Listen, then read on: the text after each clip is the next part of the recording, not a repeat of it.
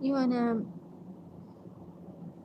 በፍርን ነው የሚሰራው። ፍርን ውስጥ ዶሮ ይተበልና ዶሮ መጀመሪያ ሙሉውን ማለት ነው ለሁለት ግምስ ሲደረግና ሙሉውን ከዛ በቅመማ ቅመም በደንብ ተደርጎ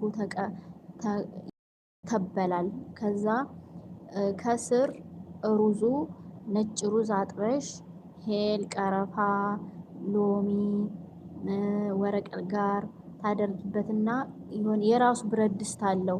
ኧረ ስሙ ጠፋብኝ። የራሱ ብረት ድስት አለው። ከዛ የሆነ ወንፊት የሆነ ነገር አለ። ከላይ ዶሮውን ታደርጊዋለሽ። ከስር ሩዙ አለ። በእንፋሎቱ ይበስላል። ዶሮ ከላይ ሆኖ ማለት ነው።